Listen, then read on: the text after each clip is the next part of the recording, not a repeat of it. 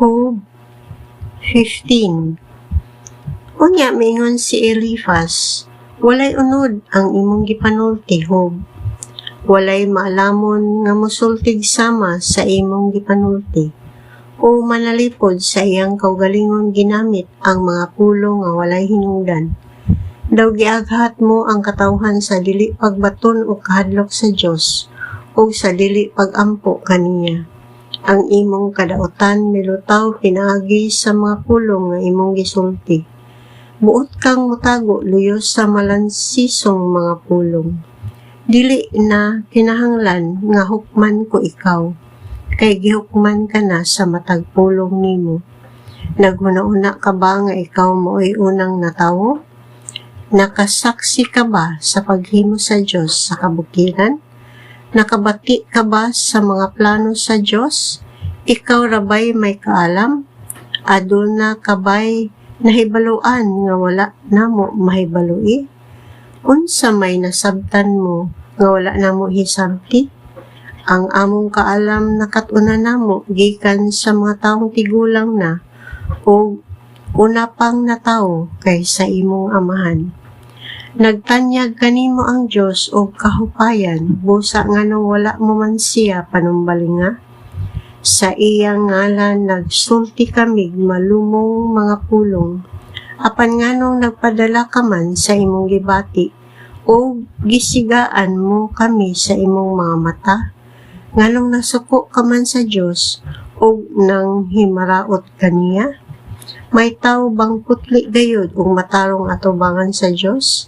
Ang Dios dili mosalig sa iyang mga anghel, kay bisan gani sila sa iyang pananaw dili man putli. Ang tao pakaha nga yano-yanuhon lang niya pagbuhat ang daotan, sa walay duha-duha daotan og nilad gayud ang tawo.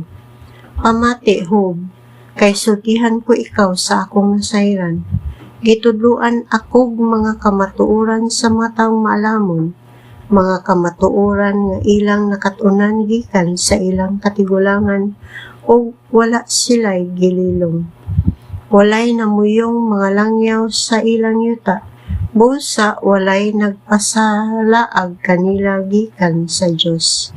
Ang taong mangdaog-daog sa iyang isikatawo, magkalisod-lisod sa tibok niyang kinabuhi. Madungog niya ang mga tingog nga makalilisang, og tuloyson siya sa panahon nga nagdahom siya nga layo siya sa kadaot. Wala siya paglaom nga makalingkawas sa kangitngit, kay naghulat man kaniya ang espada nga mupatay kaniya. Ang mga agila naghulat aron kanon ang iyang lawas, nasayod siya nga ngit-ngit ang iyang kaugmaon. Ang makalilisang nga katalagman sama sa usa ka gamhanang hali nga andam sa pag-atake kaniya. Mao kana ang dangatan sa tawo nga bibakyaw sa iyang kamot-batok sa Dios ug misukol sa labing gamhanan. Mapahitason siya og masupilon og binitbit ang iyang taming, midasdas siya sa Dios. Nakailog siyag mga syudad o gipanag-iya niya ang mga balayng gipamiyaan apan ang gubat mugunob sa maong mga syudad o kabalayan. Dili siya magdugay sa iyang pagkadato, walay iyaha nga magpabilin og dugay og mahanaw bisan ang iyang anino. Dili siya makalikay sa kangit-ngit, may sama siya sa kahoy, kansang mga sanga na sunog, o sa mga bulak nga gipadpad sa hangin. Kung magpakabuang siya, ug musalig sa daotan, daotan ang iyang madawat.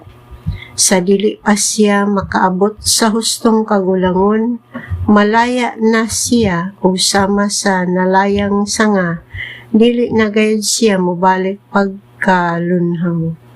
Sama siya sa paras, kansang mga bunga na natagak bisag wala pa gani mahinog. o sa kahoy olibo nga wala pa gayud mamunga.